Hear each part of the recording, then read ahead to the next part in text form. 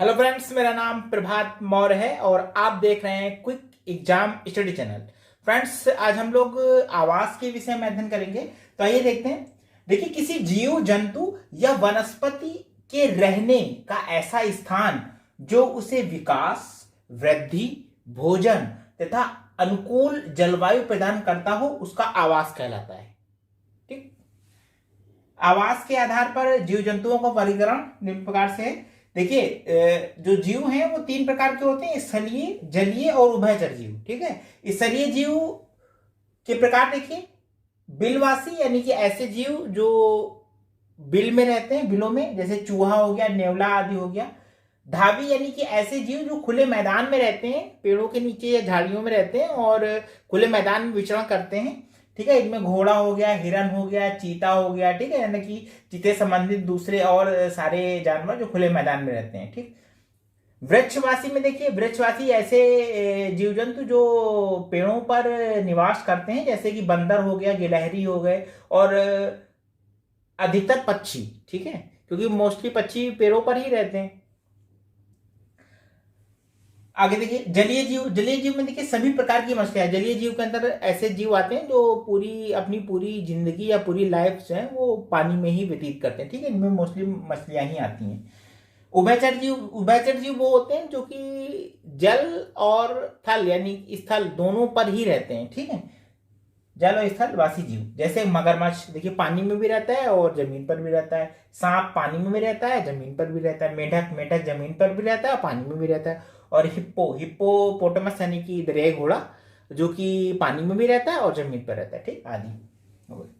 अब देखिए, आवास पौधों से संबंधित। पौधों में समोद्भिद ऐसे मतलब ऐसे पौधे जहां पर जिनको पानी की आवश्यकता होती है, नॉर्मल पानी की। ठीक है, नॉर्मल मात्रा में, जैसे कि आपका गुलाब हो गया, बांस हो गया, पपीता आदि हो गया। ठीक।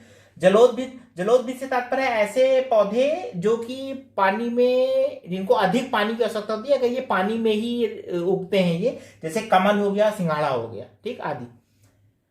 मरुद्भिद में ऐसे पौधे आते हैं जिनको बहुत ही कम पानी की आवश्यकता होती है, या फिर आप कहते हैं कि मरुस्थलीय क्षेत्रों में, रेगिस्तानी क्षेत्रों में पाए जाते हैं, जैसे कि नागफनी और बबूल आदि।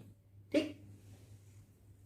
आगे आते हैं मानव में। देखिए, मानव आवास दो भागों में बांटा गया है: कच्चे आवास और पक्के आवास। ठीक।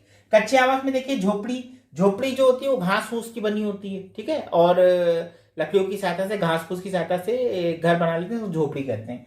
मिट्टी के घर, आपने देखा होगा कि गांवों में प्राय मिट्टी के घर होते हैं। ठीक है। मिट्टी के घर बना लेते हैं, दीवारें मिट्टी की होती हैं और छत वो घास फूस की ही डालते हैं, जिसको छप्पर बोलते हैं। ठीक है, राइट। बांस तथा लकड़ी के घर।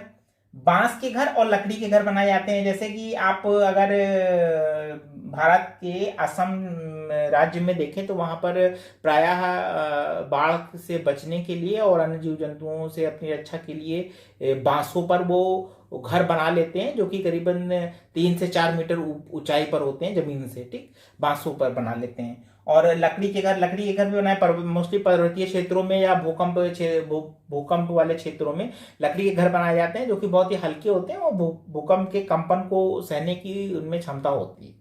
ठीक है। और अगर पहाड़ी इलाकों में बर्फ, तो बर्फ जहां पर, जिन इलाकों में बर्फबारी होती है वहां पर मोस्टली लकड़ी के ही घर बहुत ही अच्छे माने जाते हैं। अगला देखिए, इग्लू। इग्लू के बारे में आप लोग जानते होंगे कि अलास्का में जो एस्किमो हैं रहते हैं, वो इग्लू यानी कि बर्फ के घर बना लेते हैं, बर्फ के घर बनाते हैं और उसी में रहते हैं वो। ठीक। आगे आते हैं पक्के घर। पक्के घर में ऐसे घर जो ईंट, सीमेंट और लोहे के बने होते हैं, वो पक्के घरों के अंतर्गत आते हैं। ठीक।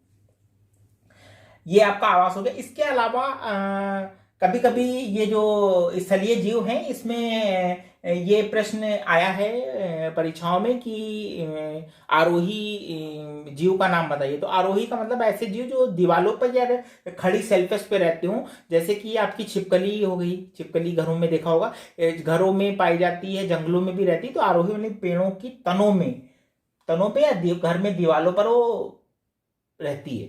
ठीक है। और आपका जिसको गिरगिटान बोलते हैं, आप लोगों ने देखा होगा, वो भी पेड़ों पर ही रहता है। ठीक है, आरोही जीव में दोनों ही आते हैं। और इसके अलावा आप जैसे पक्षियों में आप ले लें तो पक्षियों में सारे पक्षी मोस्टली अधिकतर पक्षी जो होते हैं वो पेड़ों पर ही अपना निवास स्थान रखते हैं। पक्षियों में अगर ये संज्ञा दी जाए कि ऐसे पक्षी का नाम बताइए जो कि जल और स्थल दोनों पर ही विचरण करता हो, तो उसमें आपके देखिए बत्तख हो गया, हंस हो गया, बगला हो गया, ये सब जल और स्थल दोनों पर ही विचरण करते हैं। ठीक, क्लियर। और इस आवाज से संबंधित एक क्वेश्चन और आता है, जैसे कि कौवे के घोंसले में अंडा कौन रखती है, तो वो कोयल हो गई। ये मोस्टली परीक्षाओं में आया हुआ है। एक और इनसे संबंधित क्वेश्चन आया हुआ है कि एक ऐसे जीव का नाम बताइए जिसके दांत हमेशा बढ़ते रहते हैं और इससे उसको कुतरने की आदत बहुत ज्यादा होती है, तो इसमें गिलहरी आती है। ठीक है, गिलहरी आप लोगों ने देखी होगी। तो फ्रेंड्स, ये था आवाज पर बनाया गया वीडियो। आपको कैसा लगा? अगर अच्छा लगा तो लाइक कर दीजिए, और अगर आपने अभी तक हमारा चैनल सब्सक्राइब नहीं किया तो चैनल सब्सक्राइब कर दीजिए, बेल आइकन भी दबा दीजिए, जिससे हमारे आने वाले वीडियो का नोटिफिकेशन आप तक जल्दी पहुंचे। तो फ्रेंड्स, मिलते हैं एक नए वीडियो में एक नए टॉपिक के साथ। तब तक के लिए धन्यवाद।